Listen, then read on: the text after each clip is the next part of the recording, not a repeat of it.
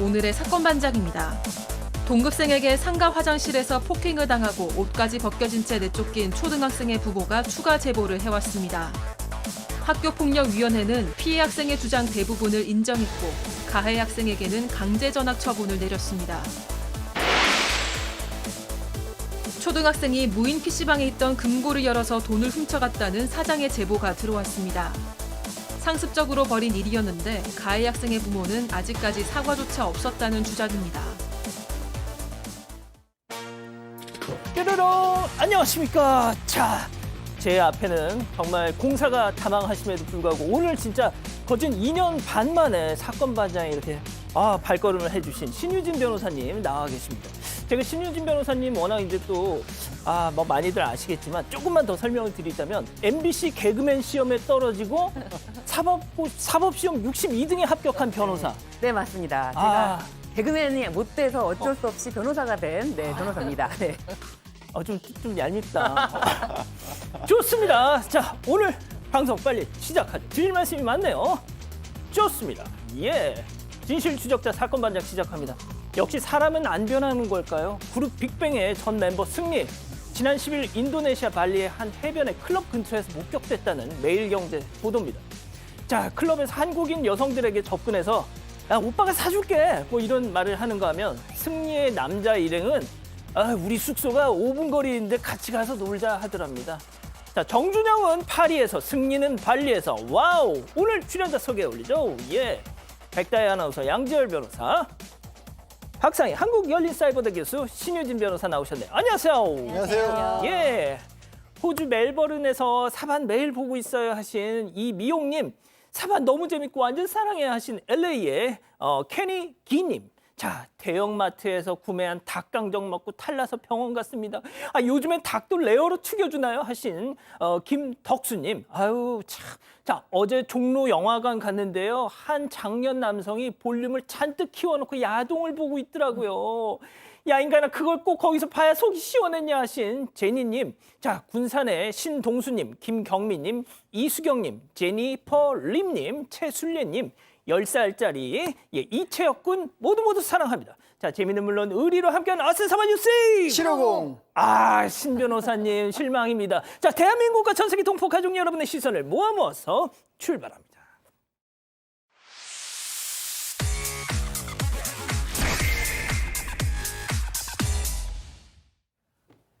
예, 자, 처음 달려보죠. 36주 낙태 진짜였답니다. 자, 임신 36주 차 9개월 태아를 잉태한 20대 여성이 낙태 전후의 과정을 저렇게 영상으로 남겨서 유튜브에 올렸었죠. 조작 논란, 아니 제발 조작이길 바란다는 목소리까지 있었는데 제목 보신 것처럼 진짜였다는 거 아닙니까? 네, 사실이었습니다. 지난 6월 27일 유튜브에 이른바 임신 중절 브이로그 영상이 올라왔는데 조작이 아니었습니다. 경찰은 오늘 영상 속 여성과 병원자는 피의자로 입건했고 영상이 조작된 건 아니라고 밝혔습니다. 이 여성은 임신 36주 차의 임신 중절 수술 전후 모습을 그대로 영상에 담아서 많은 사람들이 충격을 받았는데요. 경찰은 영상 게시자를 찾으려고 유튜브 본사인 구글에 압수수색 영장을 보내기도 했습니다. 영상을 정밀 분석해서 20대 여성, 또 여성이 중절 수술을 받은 수도권 소재의 병원을 특정하고 압수수색을 벌였는데요. 여성은 2차례 경찰 조사에서 낙태 사실을 인정했고 지인을 통해서 수술할 병원을 찾았다고 진술했습니다. 자, 양 변호사님, 이거 살인이죠? 가능성이 있습니다. 사실 이제 태아는 현재 이제 살아있지 않은 건 확인이 됐고요.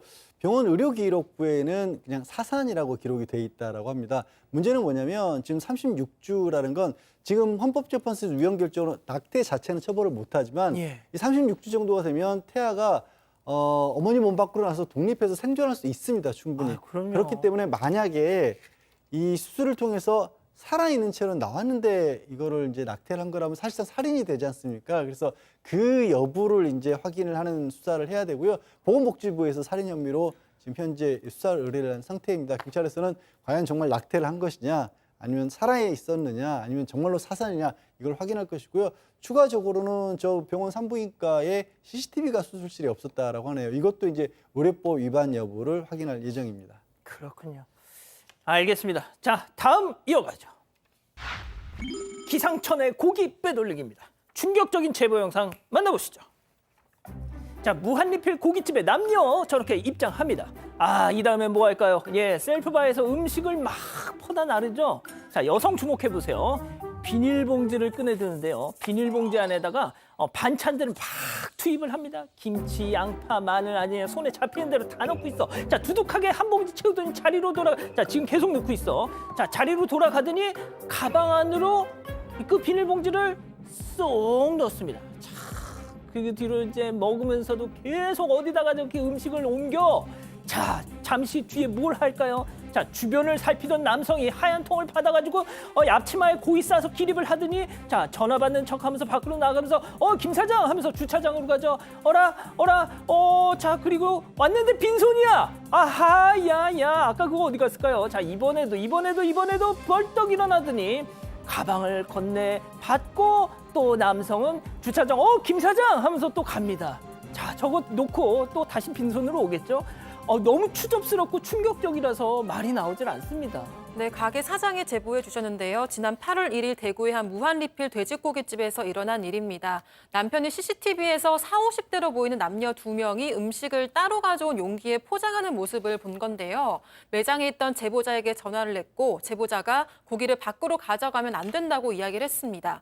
그랬더니 사과하고 고기를 돌려주고는 급하게 가게를 빠져나갔다고 합니다. 그런데 고기만 챙긴 게 아니었는데요. 네. 제보자가 CCTV를 다시 확인해 보니까 양념된 고기는 초벌을 해서 챙기고 반찬이며 채소까지 담아서 몇 번씩 다른 곳으로 옮기는 모습이 나온 겁니다. 와우. 사장은 앞으로는 이런 일이 없었으면 하는 바람에 제보하게 됐다고 전했습니다. 자, 신 변호사님, 저 양반들 100% 이럴 겁니다. 아니, 무한리필이라면서 식당에서 내 배로 가나 집에 가서 내 배로 가나 똑같잖아라고 말이죠. 다릅니다. 지금 저분들이 지금 2명에서 현장에서 합동으로 역할을 분담해서 지금 절도 행위를 하고 있는 겁니다. 그렇기 때문에 저분들의 행위는 지금 특수절도죄에 해당되고요. 1년 이상 10년 이하의 징역형에 처해질 수가 있고요. 그리고 또 음식을 준비하는 그런 과정을 더 번거롭게 하게 되잖아요. 예. 그렇기 때문에 또 업무방해죄까지도 포함될 수가 있습니다. 업무방해죄는 5년 이하, 1,500만 원 이하의 벌금형에 처해질 수 있기 때문에 저분들의 행위는 명백하게 특수절도죄 또는 업무방해죄 이렇게 처벌될 수가 있는 행위입니다. 아, 신 변호사님, 네. 너무 그렇게 딱딱하게 법적인 거 말고 네. 아, 진짜 왜 저러고 살아 이런 말씀 한마디만 해주세요. 아, 정말 저런 행위들이 단순히 내가 이제 집에 가서 먹으면 되지라는 것이 아니라 이거는 범죄에 해당할 수 있는, 그리고 또 한 가지 특수절도라는 아주 중범죄에 해당한다는 행위를 좀 인식하시고 저런 일이 다시는 좀 벌어지지 않았으면 좋겠습니다. 그러니까 말이죠. 좋습니다. 다음 또 이어가 보죠. 또 소방용수로 물놀이입니다. 지난주 그 소방용수 끌어와서 워터파크 즐겼던 어느 아파트 저희가 소개해드렸죠. 그런데 우리 아파트도 저랬어. 제보가 왔습니다. 보시죠. 아, 이번엔 완전 대규모 미끄럼틀이 3개, 크고 작은 풀장도 무려 4개. 아이들은 풀장에서 어프. 자, 어른들은 어디가 있을까요?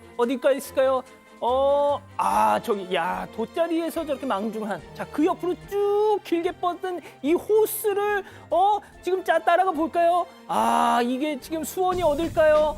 그렇습니다. 아파트 내 소화전이었다는 정말 충격적인 소식. 박 교수님? 네, 와, 제 사진으로 보기에는 그냥 수영장이거든요. 지금 미끄럼틀이 3개고 크고 작은 풀장이 4개라고 하는데 이 제보하신 분이 사반에서 이런 거 본 적 있는데 우리 아파트 물은 어디서 왔지? 그러고 한번 보니까 아니나 다를까 아파트 한 복도 소화전인 거예요. 그러니까 저 정도 물을 지금 소방용수를 쓰던 거잖아요. 게다가 지금 저 물놀이장이 토요일, 일요일 날 이틀 동안 지금 열려 있었어요. 그러면 물을 도대체 얼마큼 쓴 겁니까? 그래서 관리사무소에 물어보셨대요. 그랬더니 관리사무소에서는 소방용수 쓴다는 얘기 미리 했었다라고 얘기를 했고 이 제보자께서 이제 이게 크게 문제의식을 느끼신 거죠. 그래서 심지어 이제 소방서도 전화를 해봤어요. 그래서 이거 이렇게 되는 거 괜찮은 거냐라고 물어보니까 관계 법령이 좀 애매합니다라고 얘기를 하셨다는 거예요. 그래서 이런 거는 좀 법령이 확실하게 돼야 되지 않냐라는 문제의식을 가지셨고 또 과연 아이들이 수영을 하다 보면 저 물을 막 먹게도 되고 그러잖아요. 코로도 들어가고. 그런데 수질도 좀 걱정스럽다. 많은 것들이 걱정스럽다 하시면서 제보하셨습니다. 자, 일단 관리사무소 측 얘기도 좀 들어봤습니다. 네, 관리사무소 쪽에서는 뭐 소방 점검 업체에 물놀이 저 개장 전에 미리 문의를 했는데 이거는 뭐 별 문제 없다라고 했고 실제로 뭐 누가 신고했는지 현장에 소방서 대원들이 출동을 했다고 해요. 그런데 뭐 중지라든지 뭐 이런 이야기가 전혀 없었다라고 해요. 대신에 소방서에서는 이런 것에 대해서 문제가 있는지를 살펴보고 답변을 주겠다라고 해서 이제 기다리고 있다고 하는데요. 이 관리사무소 쪽에서는 또 이런 말을 해요. 이거는 옥외 소화전이 아니라 옥내 소화전이고 아파트 탱크에 보관된 그 수돗물과 같은 그냥 일반 물일 뿐이다. 이렇게 이야기를 하고 있는데 뭐 현재는 관리사무소 측에서는 소방서의 어떤 답변이라든지 그런 거에 따라서 조치를 할 예정이라고 이제 하고 있습니다. 아무튼 좀 결과를 지켜봐야 되겠네요. 이번 경우는. 좋습니다. 자, 다음 이어가죠. 이것이 민폐다. 이것이 정치다라는 프로그램이 있는데 자, 제보 영상 만나보시죠. 자, 알록달록 원피스 여성 본인 차로 이렇게 차로 갑니다. 타러 가요. 자, 차를 타고 후진을 하려고 저렇게 슬금슬금 가고 있는데 아유 좁아. 아유 앞으로 다이다. 차차차 안돼. 아이고 화분이 그냥 기울어지더니 푹 깨졌습니다. 차를 뒤로 다시 빼네요. 자, 그리고 차주가 저 여성분이 이제 내리겠죠. 자, 뭔가 충격은 감지했어. 어머머머머머 흠집 났어. 어쩌면 좋아. 이거 비싼 차인데 이 삼각별. 왜 화분을 여기다 넣고 있냐라고 말하는 듯. 차 깨진 화분은 아몰랑 차 범퍼는 막 문질문질. 자, 양 변호사님. 문제는 저러고 그냥 갔다는 거잖아요. 그러게요. 그냥 갔다고 합니다. 저 비싼 차 타면 뭐합니까? 이 사실 제보해 주신 분은 저기서 미용실을 운영하시는데 미용실 뒤쪽 주차장이 또 반대편 콜라텍이 있는 모양입니다. 그래서 사람들이 주차장 쪽으로 자주 오가는데 오가면서 미용실 뒷문을 아예 차로 가로막는 경우도 있대요. 그래서 지금 보신 것처럼 자기 앞에 공간을 확보하려고 아예 화분을 좀 놨다라고 합니다. 근데 저거 지금 차를 빼다가 고무화분 키우던 거를 이렇게 덕 쳐서 산산 조각을 내놨는데 그래요. 뭐 많이 비싼 차죠. 많이 비싼 차인데 예. 어떻게 남의 물건을 아예 쳐다보지도 않고 그러니까. 물건도 있고 또 소중하게 아껴서 키웠던 좀 나무도 있잖아요. 그냥 저렇게 갔다는 겁니다. 그리고 심지어 저 화분 누가 훔쳐가는 사람도 그렇게 많답니다. 제발 남의 물건도 사소한 거라 좀 소중히 여겨달라고 제보를 주셨습니다. 진짜 저렇게 가면 박 교수님 마음이 편할까요? 그러니까요. 뭐 본인의 차뿐만 아니라 정말로 이 꽃을 키우는 사람들의 마음도 몰라주고 정말 역지사지의 정신 운전에서도 필요할 것 같습니다. 그러니까 말이죠. 좋습니다. 마지막 사연으로 가보죠. 고향이 그리워요. 자, 저 멀리 미국에 사시는 사방 가족분께서 집단지성의 판단을 받아보고 싶으시답니다. 네, 힘든 외국 생활을 끝내고 한국으로 돌아도 될지 고민이라는 여성의 사연입니다. 사연자는 20년 전에 결혼하고 남편과 같이 미국으로 유학을 왔습니다. 미국에서 고등학교 1학년인 딸을 키우고 있는데요. 그런데 부부가 몇 년 전부터 좀 스트레스를 많이 받았습니다. 직장 스트레스에 보고 싶고 가족들도 보고 싶고 힘든 시기를 겪었다고 합니다. 그래서 사연자가 역이민을 하자고 남편에게 보챘다고 하는데요. 역이민? 네, 다시 한국으로 돌아오자고 이야기를 했습니다. 근데 남편은 딸이 한국어도 서툴고 대학 입시도 있다 보니까 반대를 하고 있는 상황입니다. 주변에서도 사연자에게 딸을 대학 보내고 그때 사연자 혼자서 한국에 오라고 이야기를 하는 상황인데요. 사연자도 다시 한국으로 오는 게 마냥 자신이 있는 건 아니라고 합니다. 안정적인 직장 또 높은 연봉을 놔두고 다시 한국에서 취업을 하는 게 두렵기도 하다고 하는데요. 그렇지만 딸이 대학도 미국에서 나오게 되면은 한국에서 함께 사는 건 아예 불가능해질까 봐 걱정이 된다고 합니다. 그래서 생각해낸 게 딸을 외국인 전형으로 한국 대학으로 보내는 거였습니다. 이건 이대로 딸이 한국에 갔다가 사연자처럼 문화 차이로 스트레스를 받을까 봐 걱정이라고 하는데요. 그래서 주변의 반대를 무릅쓰고 외로운 미국 생활을 정리하고 다시 돌아와도 되는 걸까요? 라고 사연을 보내왔습니다. 그렇군요. 자, 기다리셨던 부처 핸즈업 타임 6천여 분의 가족 여러분들 함께하고 계신데요. 채팅창에 OX로 함께 참여해 보시죠. 먼저 남편입니다. 여보, 박상희 여사, 당신 애 엄마 맞아?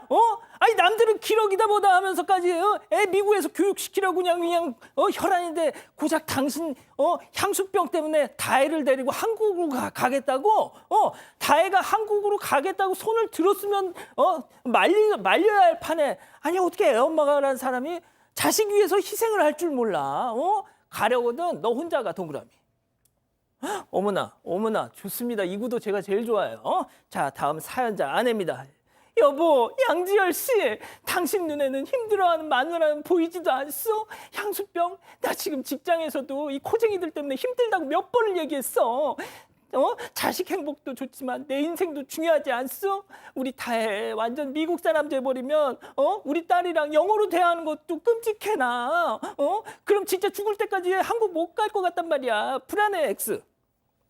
자, 우리 신 변호사님부터 달려볼게요.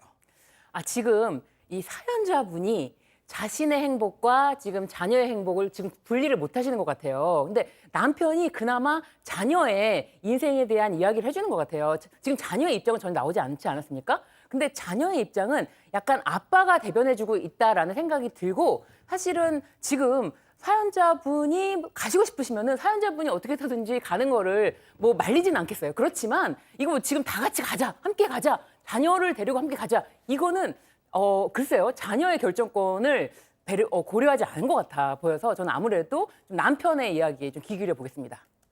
자, 양 변호사님.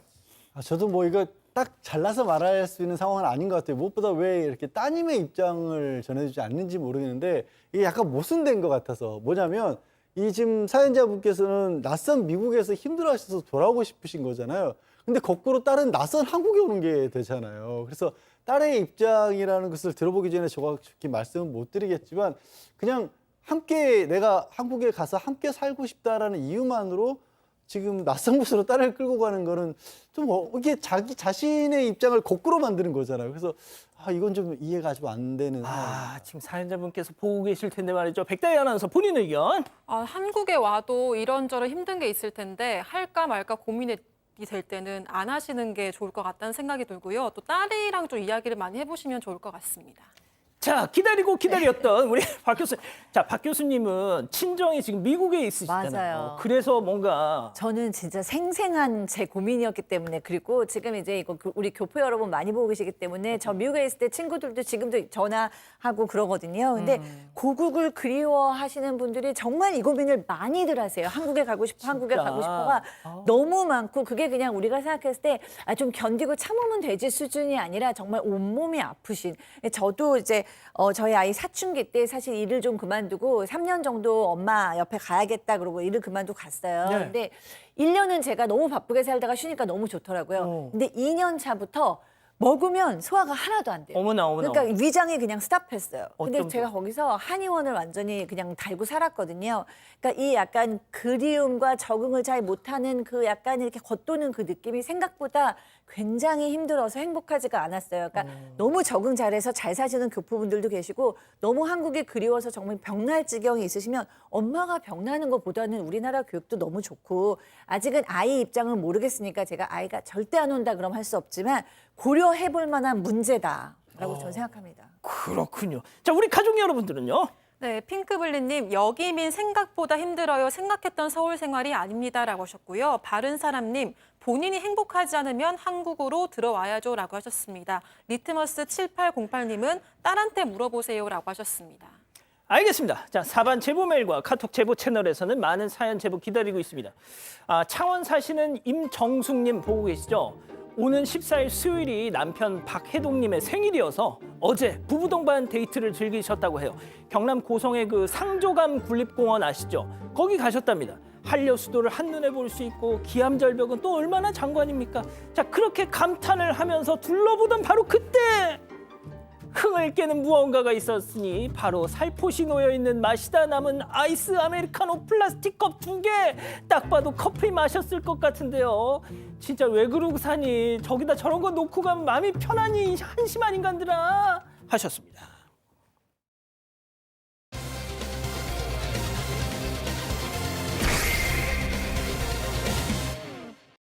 동급생에게 상가 화장실에서 폭행을 당하고 옷까지 벗겨진 채 내쫓긴 초등학생의 부모가 추가 제보를 해왔습니다. 학교폭력위원회는 피해 학생의 주장 대부분을 인정했고 가해 학생에게는 강제 전학 처분을 내렸습니다. 학폭위 결과를 짚어봅니다. 자, 지난 7월 24일 방송해드렸던 사건입니다. 그 이후에 전국에 이 맘카페가 난리가 났습니다. 도저히 뉴스를 볼 수 없어서 중간에 껐다. 계속 눈물만 났다. 피가 거꾸로 솟는다. 자, 그리고 또 이후 상황이 어떻게 전개가 되는지 꼭 후속 보도를 해달라고 많이들 요청을 하셨는데요. 자, 당시 피해 아동 어머님 얘기부터 듣고 가시죠. 이제 저희가 고의적으로 저희 아들을 일찍 데리고 나가더라도 맛있는 걸 사준다고 둘이서만. 그래가지고 이제 그 상대방 나이가 다니는 학원복을 있거든요. 거기로 이제 4층에 데려가가지고 남자 정지에서 이제 뭐 폭행을 하고 강제로 옷을 벗긴 다음에 저희 아들을 너 이러고 다니라고 내보냈다고 하더라고요. 보면은 왼손으로 어깨를 잡고 오른손으로 팔을 잡고 나오더라고요. 그리고 한번 가방실 밀치더라고요. 엘리베이터에서 기다리고 그 아이는 중간에서 복도 중간에서 계속 쳐다보고 있었잖아요. 저는 저 사건 봤을 때 가장 그 마음이 아팠던 장면이 바로 방금 보신 아이가 알몸차림으로 나와서 마침 또래 동갑내기 여자아이랑 딱 마주치니까 이렇게 몸을 막 돌리면서 어쩔 줄 몰라 하던 그 모습이 아직도 선명합니다. 자, 정말 너무너무 많은 분들이 공분하셨었어요. 네, 저희가 지난달 24일에 전해드렸었는데요. 이 학교폭력위원회 결과가 나오면서 어머니가 추가로 제보를 해주셨습니다. 사건을 다시 정리해드리면 지난 6월 19일 어머니가 지적장애를 가진 초등학교 3학년 아들이 옷을 다 벗은 채 발견됐다는 전화를 경찰에서 받았습니다. 아이의 진술에 따르면 사건 당일 같은 반 친구가 맛있는 거 먹으러 가자면서 자기가 다니는 학교 근처의 학원 건물로 데려가는데요. 학원 건물 4층 화장실로 들어갔고 아들을 때리고 옷을 벗긴 다음에 넌 이렇게 하고 다녀라 이렇게 이야기를 했다고 주장을 했습니다. 헐벗은 아이는 엘리베이터를 타고 내려와서 주변을 돌아다니다가 근처 휴대전화 매장 사장에게 발견이 돼서 경찰서로 인계됐던 상황이었습니다. 게다가 해당 화장실에 발견된 옷까지는 흠뻑 젖어 있었다고 하는데요. 얼마 지나지 않으니까 소변 냄새가 났다고 합니다. 어머니는 화장실 바닥에 젖어 있지 않았기 때문에 옷을 변기에 넣었다 빼서 바닥에 두었다거나 한 게 아닐까 이렇게 추측을 하고 있습니다.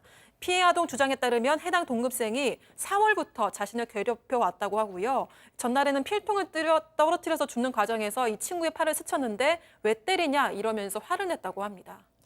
저희가 저 상대 아이 그 부모님 얘기를 뭐 듣고 싶어서 학교 측에도 부탁을 하고 했지만 뭐 반론을 받지 못했습니다. 대신 뭐 반론이 있으면 언제든지 연락 주십시오 하고 제가 그때 말미에 전해드렸던 기억이 나는데, 자, 그런데 방송이 나가고 난 직후에 해당 그 지역 맘카페에 이런 글이 막 떠돌기 시작하더라고요. 체크포인트 짚어보죠. 스스로 벗었다니 이게 무슨 얘기일까요? 일단 이게 정확히 누가 했는지는 모릅니다만 그 초등학교 학부모의 임원이 맘카페 같은데 글을 올린 걸로 좀 추정이 되고 있습니다. 해당 초등학교의 학부모회 임원. 예, 이 임원의 주장은요, 이게 내용이 완전히 다른데 입장이 서로 완전히 다른데 피해를 주장하는 쪽의 학생의 입장만 방송을 통해 알려졌다라는 것이고요. 다른 반대 입장을 얘기를 했어요. 원래 있었던 일은 뭐 필통을 줍다 스쳤다 이런 게 아니라 피해 학생이 전날에 그 동급생 팔을 한 대여섯 번 정도 멍이 들 정도로 세게 때렸다라는 겁니다. 뭐 딱히 이유도 없이 그랬다라는 거예요. 그래서 그 다음 날 화장실에는 우연히 학원 방향이 같아서 같이 우연히 가게 된 것뿐이고 화장실에 들어가서는 왜 때렸냐라고 물어봤다라는 겁니다. 그런데 이 피해 학생이 말을 안 해줘서 답답한 마음에 이렇게 좀 옷을 잡고 흔들었더니 갑자기 옷을 스스로 벗기 시작을 했다라는 겁니다. 그렇게 스스로 벗어서 말렸는데도 불구하고 옷을 계속 벗었고 그대로 나가려고 하니까 그럼 뭐 이런 식으로라도 하고 다녀라라고 좀 가렸다라는 거고요. 마지막에 이렇게 미는 것처럼 보이는데 미는 게 아니라 그냥 나가면서 문이 좀 뻑뻑해서 문에 낄까 봐 도와준 것뿐이다. 그렇게 지금 그런 취지로 글을 올렸습니다. 만약에 저 말대로 그 피해 아동이 스스로 옷을 벗은 거면 도대체 그 화장실 밖으로 나가서 왜 몸을 이렇게 숨겼을까요? 자, 아무튼 지금 저 글을 그 피해 아동의 어머님이 나중에 보셨어요. 억장이 2번 무너지는 느낌이셨다고 합니다. 직접 들어보시죠. 그 해당하는 단톡방에 올린 글이 있어요. 그 말 시작하기 전에 이렇게 웃는 모양을 표시를 해놨더라고요. 뭐 안녕하세요 웃는 모양으로. 그거를 보고 너무 화가 나가지고, 왜냐면 자폐가 있어도 이거는 굳이 꼭 답변했다고 뽑지는 않거든요. 그 만약에 정말로 벗은 아이라면은 진작에 뽑거든요. 그리고 거기가 저희가 가봤어요, 화장실을. 절대 문에 뭐 손이 끼울 수가 없어요.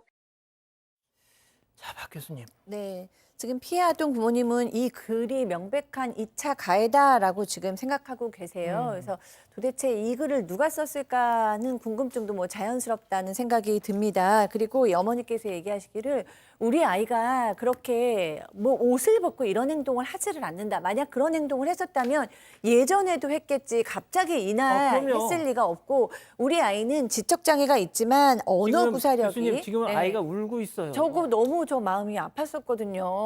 눈 울고 있잖아요. 예, 너무 마음이 아팠죠. 사실 아이를 키워본 엄마들이라면 다 같이 솔직히 억장이 무너졌죠. 네. 그래서 어쨌든 우리 아이가 지적장애는 있지만 언어 구사력이 부족할 뿐이지 혼자서 집과 학교, 학교와 학원, 학원에서 집 오고 이런 거 다 할 줄 아는 아이고 학교에서도 무리 없이 적응하던 아이인데 그렇게 무리 없이 적응하던 아이가 어떻게 갑자기 옷을 벗냐. 이것도 너무나 이제 상처라고 얘기를 하셨고요. 그리고 아까 얘기했듯이 화장실도 가보니까 너무 잘 밀리는 거라 뭐 손이 낄까 봐 걱정할 필요 없고 또 CCTV에 찍힌 모습도 아이가 이렇게 미는 게 있잖아요. 그렇기 때문에 이거는 민 거지 뭐 이 아이를 보호하려고 조심스러워한 것은 아니다. 도대체 이 쓴 사람은 도대체 가해 학생만 옹호하는 글이었는데 이해할 수가 없고 그 주장을 도저히 받아들일 수가 없다. 기가 막히다라는 입장이십니다. 자, 제일 중요한 건 이 상대 학부모가 이 당사자 어머니한테 뭐 직간접적으로든 사과를 했느냐 안 했느냐 그것도 좀 중요할 것 같습니다. 네, 일단 그 피해 학생, 가해 학생 학부모들은 그전에는 서로 잘 몰랐는데 이 학교폭력위원회가 열리기 전에 지인을 통해서 연락을 해왔다고 해요. 뭐 음식이라도 사가서 찾아뵙고 싶다 이렇게 연락을 했다고 하는데 피해 학생 어머니가 너무 억울하지 않습니까? 그렇기 때문에 그날에 있었던 폭행 사실을 전부 다 경찰서에 가서 다 자백을 하고 그러면 만나주겠다라고 하니까 이실직고 하면 만나겠다. 네, 그러니까 연락을 안 했다고 합니다. 게다가 이제 가해 학생 측에서는 경찰에다가 계속 다른 주장을 하고 있다고 하는데 그 다른 주장을 하는 자체가 또 무엇인지 모르지만 또 조사를 받으러 가야 된다. 그렇기 때문에 지금 굉장히 힘든 상황이라고 하십니다. 자, 지금 전해드릴 소식이 어떻게 보면 후속인데요. 지난주에 그 학교폭력위원회 그 결과가 나왔다고 하는데, 자, 양 변호사님. 예, 강제 전학을 하라라고 결과가 나왔습니다. 그 가해 학생이 당연히 다른 학교로 강제 전학이고요. 이 학생이 지금 초등학교 3학년이잖아요. 지금 이 또래의 징계치고는 가장 강하게 나왔다라고. 어차피 뭐 퇴학을 시킬 수가 없고 그렇기 때문에 초등학생이 또 형사처벌을 할 수 없기 때문에 가장 강한 처분이 내려진 겁니다. 그런데 굉장히 엄격하게 따졌어요. 뭐냐면 이 지금 피해 아동 같은 경우에는 올해 4월부터 지속적으로 괴롭힘이 있었고 폭력도 있었고 또 저 화장실 안에서 옷을 입고 다니지 말라라는 그런 강요까지 받았다. 이런 부분까지 주장했는데 이거는 서로 주장이 다르다고 해서 증거 불충분을 인정을 안 했습니다. 다만 그럼 뭘 인정했냐면 자, 지금 화면에 저희가 본 것처럼 CCTV에 예. 아이가 화장실에 같이 들어가고 옷을 벗고 나오는 건 잡혀 있어요. 예. 그리고 또 몸에 상처가 났을 거 아니에요. 상해 진단서가 있습니다. 예. 그러면 아이가 둘이 멀쩡하던 아이가 둘이 같이 들어가서 하나가 몸을 다쳐가지고 나왔고 사진도 찍혀 있고 상해 진단서가 있고 그리고 등을 떠미는 모습까지 보였다라면 그러면 적어도 그날 그 자리에서 폭행을 했다 상해를 한 거만은 확실하다는 거잖아요. 그걸 가지고 이제 학교 폭력을 인정을 해서 좀 강제전학 처분한 겁니다. 자, 일단 지금 채팅창에서 우리 가족 여러분들은 이게 강제 전학으로 끝나야 할 일인가 잘 모르겠다는 말씀들 많이 하고 계시네요. 네, 아무래도 좀, 너무 엄마, 아빠들의 마음을 아프게 한 사건이기 때문에 당연히 그런 반응이 나올 수밖에 없어요. 근데 이 가해 학생이 지금 10살이 채 안 되는 10세, 10세 미만 범법 소년입니다. 그렇기 때문에 사실 이 강제 전학이 가장 강한 처벌인 거예요. 그래서 이 피해 학생 어머니께서도 일단 강제 전학을 하니까 다행스러워서 만족스럽지만 그렇지만 또 아쉽기도 하다라고 얘기하시고 이번 일을 계기로 범법 소년과 촉법 소년 연령이 좀 바뀌었으면 좋겠다라고 얘기를 하고 있어요. 그리고 아직 저희가 이제 걱정스러운 것은 이 피해 학생의 상태입니다. 예. 이 피해 학생이 원래도 선택적 함구증이 있었고 이제 불안을 낮추는 약을 먹고 있었는데 이 사건 이후에 뭐 당연히 불안 증세가 더 심해졌겠죠. 그래서 예. 온몸을 피가 날 정도로 긁는다는 거예요. 그러니까 굉장히 이제 마음이 힘들다라는 얘기죠. 그래서 지금 학교에 복귀할 생각이기도 하고 미술치료, 놀이치료 다 받고 있지만 엄마는 굉장히 걱정스럽고 또 경찰 조사도 앞두고 있기 때문에 너무 걱정스럽다고 전하셨습니다. 자, 전학을 가게 되면 그 아이가 가해자 아이가 전학을 가는 그 학교의 아이들은 또 어떻게 될까? 그런 생각을 또 안 할 수가 없네요. 자, 첫 번째 사건 이렇게 정리하고요. 두 번째 사건 이어갑니다.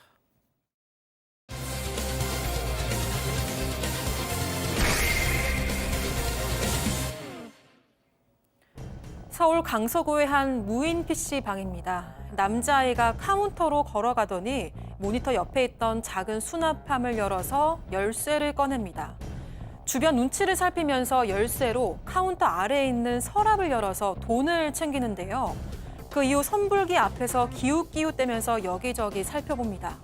남자아이는 선불기까지 열려고 시도했는데요. 뜻대로 되지 않자 결국 자리로 돌아갔고 얼마 지나지 않아서 PC방을 뛰쳐나갑니다.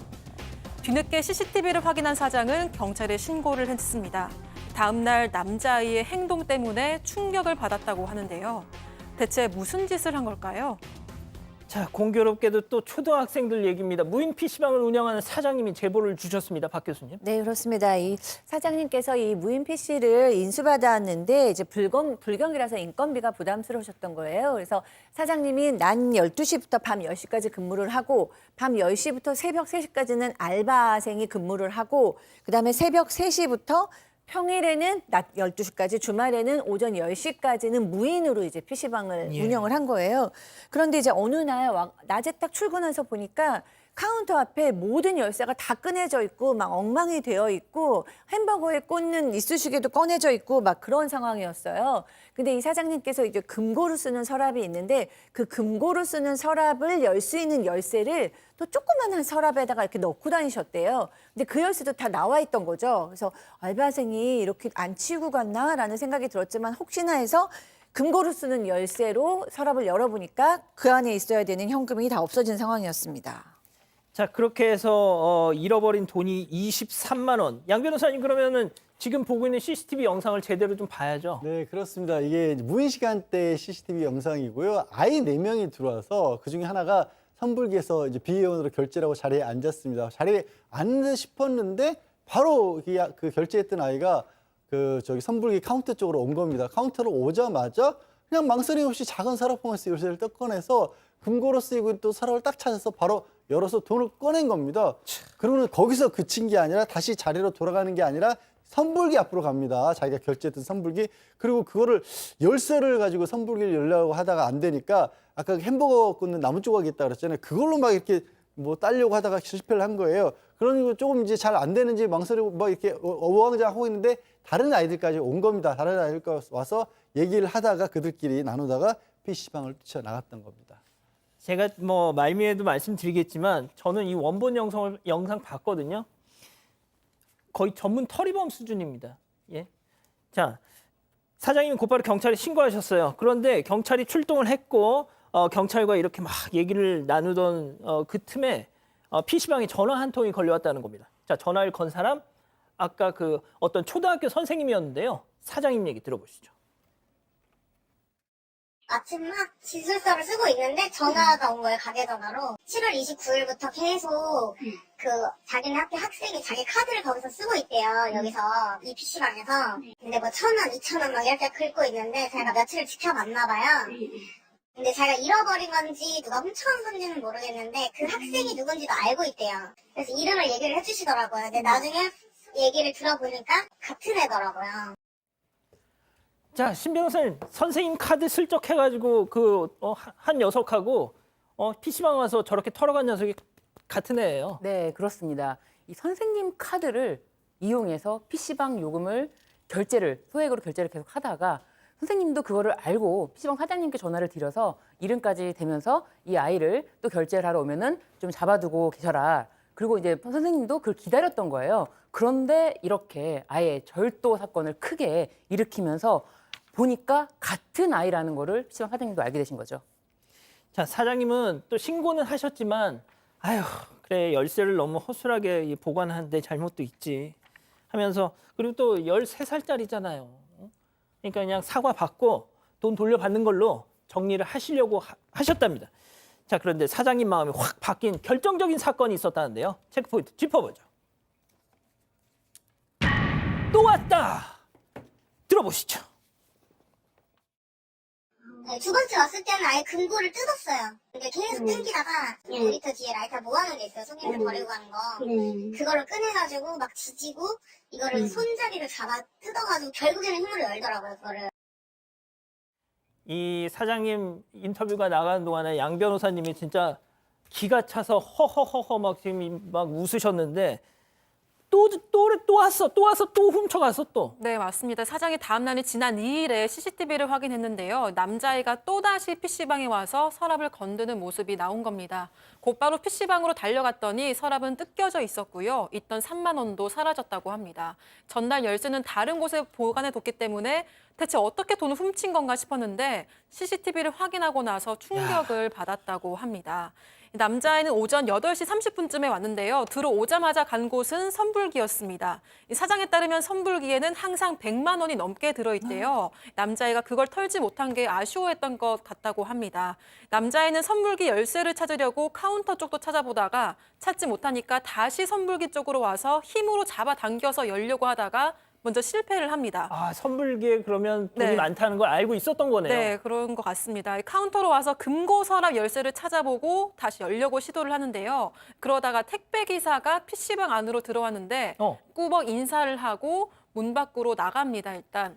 네, 하지만 택배 기사가 나간 후에 다시 들어와서 서랍을 힘으로 당기고요. 라이터로 지지고 갖은 방법을 쓰더니 결국 서랍을 열었습니다. 그러고는 돈을 챙겨서 가방에 넣은 다음에 PC방 밖으로 빠져나간 겁니다.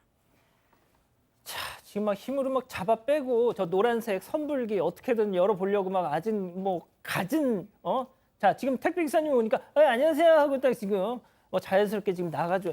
양 변호사님, 얘 선수예요 진짜. 아, 저게 13살짜리가 하는 행동이 초등학생이 하는 행동이 맞는지 정말 참담할 정도인데요. 이 사장님에 따르면 지금 첫 번째, 두 번째 범행은 이게 무인으로 운영되던 시간대였잖아요. 그 전에 한 번 더 왔었답니다. 한 번 더 왔었고 사장님은 그때는 자기가 있었던, 그러니까 사장님이 있었던 시간이라는 거예요. 근데 아마도 이건 사장님의 추측이지만 자기가 있었을 때 와서 이 초등학생이 그 작은 서랍에 열쇠를 보관해 둔다는 것도 파악을 하고 금고로 쓰이는 서랍함이 어딘지도 알았던 것 같다는 거죠. 그러니까 첫 번째 범행을 할 때 무인 시간대에 와서는 아주 자연스럽게 그냥 작은 서랍에서 열쇠 꺼내서 금고 서랍에서 문 열어서 돈 가져갔었는데 그걸로도 만족을 못하고 결국 둘째 날 또 와서 아예 그냥 선불기를 망가뜨리고 꺼내간 거죠, 돈을. 박 교수님, 보통 이제 이 부모 얘기를 안 할 수가 없는데 네. 저는 왠지 콩콩 팥팥 그 얘기가 나올 것 같습니다. 네, 사실 부모님이 와서 이거는 애가 초등학생이기 때문에 부모님께서 정말로 잘못됐다 그러고 거의 석고대자를 해야 되는 상황이죠. 근데 이 이제 사장님께서 경찰한테 맨 처음에 이제 이런 일이 있자마자 연락을 해가지고 이 아이의 전화번호까지 넘기셨대요. 근데 이 경찰이 또 바로 이 아이나 부모님한테 얘기를 안 했다고 합니다. 그래서 그 조치 경찰도 뭔가 좀 아쉽다. 그리고 그 후에 이제 경찰이 그 두 번째 사건이 있고 나서는 바로 아버님, 그 아이의 부모님한테 연락을 했는데요. 예. 그 부모님이 여기 와서 잘못했습니다를 시키는 게 아니라 애를 데리고 정신병원에 간 거예요. 그러는데 또 그 정신병원에 있는 의사가 이 아이를 바로 입원시켜야 됩니다라고 얘기해서 또 바로 정신병원에 입원을 했다는 겁니다. 그러고 나서 퇴원하고 나면 조사를 받겠다라고 얘기를 했대요. 근데 이 사장님으로서는 이게 글쎄요 100% 이렇게 그냥 순순히 믿기기도 좀 쉽게 어려운 데다가 일단은 죄송하다고 얘기를 해야 되잖아요. 그러니까 너무너무 이제 아이도 아이지만 부모님한테 화가 난다라고 얘기하셨고요. 그 후에 지금 보안업체하고 계약을 해서 보안 장치를 설치하셨다고 합니다. 제가 너무 오버하는 건지 일 수도 있어요. 저는 오늘 이 사례를 보면서 영국의 메리벨이라는 사람 아십니까? 1960년대에 10살이 되기 전에 무려 2명을 살해한 최연소 연쇄 살인범입니다. 그래서 이 사람이 악의 씨앗이라는 표현이 있는데 그걸 만들게 한 게 바로 메리벨이에요. 그래서 저는 약간 어리니까 몰라서 그러는 거겠지. 과연 그렇게만 한 걸까라는 생각이 좀 언뜻 들었습니다. 이렇게 정리하고요. 별별 상담소 이어갑니다.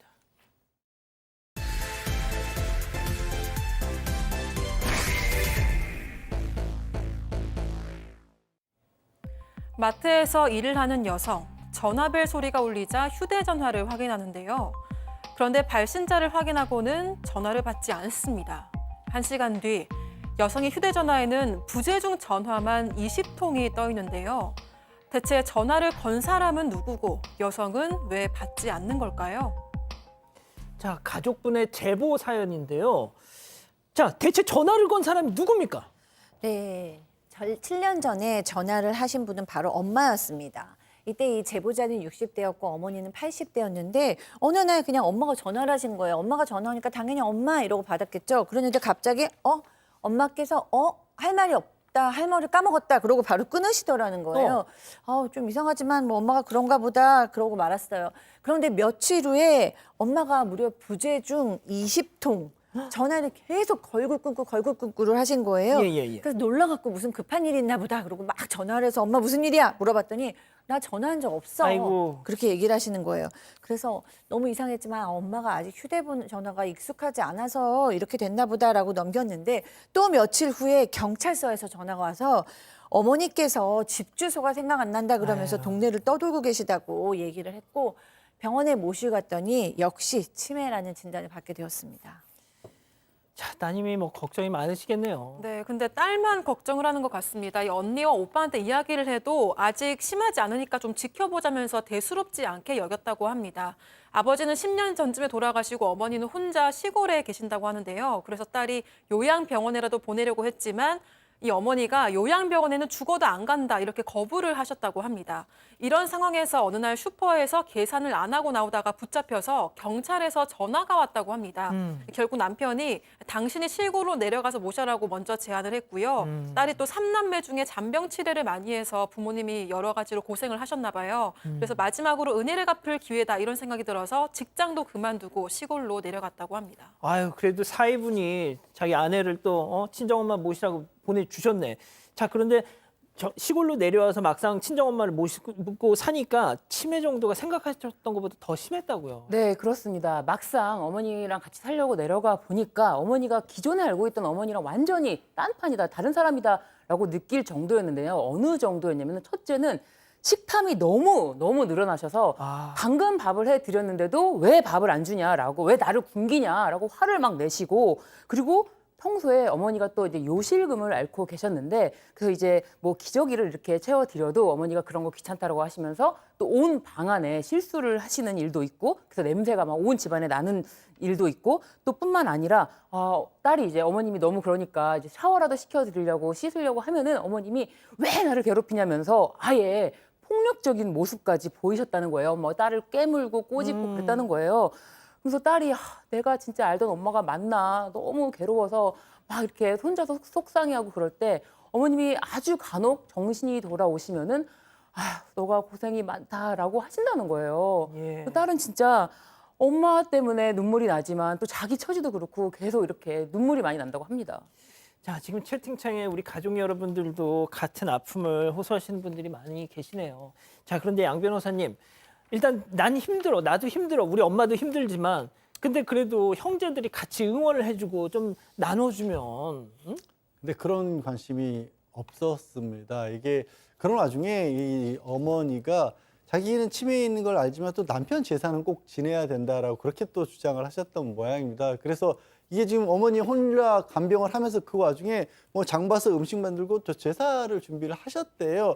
근데 이제 이 지금 저 사연자분도 형제자매가 없는 건 아니어서 언니 오빠가 있는데 언니 오빠가 그냥 제사 다 차려놓으니까 빈손으로 와서는 또 집안을 둘러보고 나서 언니란 분은 냉장고 열어보고 냉장고가 텅 비어있는데 어떻게 된 거냐, 어머니 너 제대로 음식은 해 먹이냐 잔소리를 하고요. 아이고. 그리고 또 치매 어르신들이 배고프다 밥 안 준다는 얘기는 정말 단골로 나오는 얘기지 않습니까? 그렇게 이제 어머니가 그렇게 얘기를 했는데 오빠라는 사람이 너 엄마를 어떻게 대했길래 엄마가 이런 소리 하냐고, 무슨 이유가 있으니까 이런 거 하지 않았겠냐고, 엄마는 저기 아이처럼 잘 돌봐야 된다고 도움을 안 주면서 화를 내고 갔다는 거예요. 하여튼 이렇게 꼭 입으로만 효도하는 사람들이 있어요, 형제 중에. 자, 그런데 5년을 참고 견디셨어. 자, 하지만 계속 힘들어지셨다고요. 네, 남편이 큰 교통사고를 당하면서 크게 아이고. 다쳤기 때문인데요. 결국 남편도 직장을 그만두고 시골로 내려왔습니다. 그러니까 아내는 남편까지 보살피게 된 거죠. 아들이 생활비와 용돈을 보내줬지만 턱없이 모자라서 두 사람 모두 일을 시작하게 됐다고 합니다. 낮에는 아내가 남편에게 엄마를 맡기고 일을 하러 가고 밤에는 남편이 경비 일을 하러 간 건데요. 그래도 너무 힘드니까 딸이 형제들한테 엄마 반찬값이라도 보내달라고 부탁을 했다고 하는데 이마저도 언니와 오빠는 거절을 했다고 합니다. 이유는 엄마한테 주는 것도 아니고 네 통장에 넣어주는 건 좀 그렇다. 이렇게 이야기를 했다고 합니다. 양 변호사님, 왜 막내딸 혼자 이걸 다 짊어져야 됩니까? 그러게나 말입니다. 그래서 우리 막내딸도 돌아가면서 좀 모시자라고 그러는데 그럴 수는 또 없다라는 거예요. 왜요? 아까 잠깐 들으셨지만 어. 어렸을 때 좀 잔병치레가 많았으니까 너 엄마 아빠가 너는 특별히 돌봐주지 않았냐라고 하는데 문제는 김병희 효자 없다고 그랬잖아요. 이게 지금 7년째를 가니까 사연자분이 아이고. 내일이 잠들면서 내일이 오는 게 싫다. 눈물이 날 지경이라고 지금 하고 계십니다. 자, 그럼 여기서 오늘의 궁금증 짚어보죠. 자, 치매 걸린 엄마 7년 간병에 너무 지쳤습니다. 형제들과 짐을 나누고 싶은데 이게 제 욕심일까? 무슨 욕심이야, 박 교수님. 그러니까요. 뭐 그 형제 자매들은 그럼 뭐 하늘에서 뚝 떨어졌나요? 엄마가 그러니까. 낳지도 않고 한 번 태어나서 하늘 우러러 한 번도 속 썩인 적도 없고 아픈 적도 없나요? 그리고 또 꼭 엄마한테 뭘 받아야만 어머니를 모시나요? 이 모든 것들이 언니나 뭐 오빠의 얘기가 전혀 이해가 되지 않고요. 간병 우울증이라고 간병을 하면서 우울증이 깊어지는 경우가 너무 많은데 제가 봤을 때는 바로 이 제보자도 지금 그러거든요. 내일이 오는 게 싫어서 잠자기 싫다라는 것은 우울하신 분들이 아주 늘상 하는 얘기예요. 나 잠들면 깨지 않았으면 좋겠어요. 그만큼 현실이 힘들다는 건데 막내 동생이 지금 우울증까지 빠지면 어머니는 더 갈 곳도 없어지십니다. 큰 돈 달라는 것도 아니고 반찬값 달라는 건데 당연히 주셔야 된다고 생각합니다. 그 요양원 보내라고 그렇게 말씀들 하시는데 요양원은 보내자고 했더니 그것도 형제들이 야, 네가 모셔야지. 요양원 얼마나 불편한데 거기 네가 뭐 아이고, 하여튼 꼭 이런 사람들이 그냥 요양원 보내는 걸 막 정색을 한다니까요. 자, 별별 상담소 이렇게 정리하고요. 잠시 전화 한 말씀 듣고 오겠습니다. 콘드로이친 이젠 검증이 필요하겠죠. 어떤 콘드로이친인지, 충분히 콘드로이친을 담았는지. 기능성은? 그건 기본 아닌가? 관절이 기억할 만하네. 이름값이란 이런 것. 관절엔 콘드로이친 1200.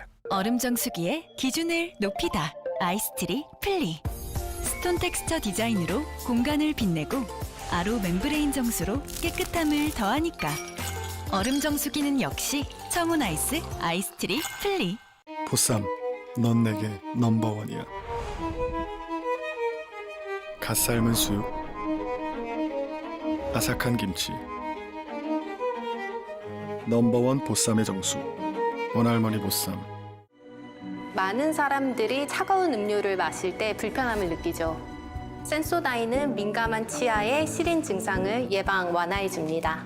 센소다인의 차이를 경험해 보세요. 자, 니나노님, 야, 늦게 시작해가지고 일찍 끝나면 너무하는 거 아니냐 이러시네. 아우, 정말 죄송합니다. 자, 사랑하는 사건반장 가족 여러분, 시원한 밤 보내시고요. 저희는 내일도 4750, 내일은 좀 길게 하겠습니다. 저녁 7시 50분에 다시 옵니다. 안녕히 계십시오.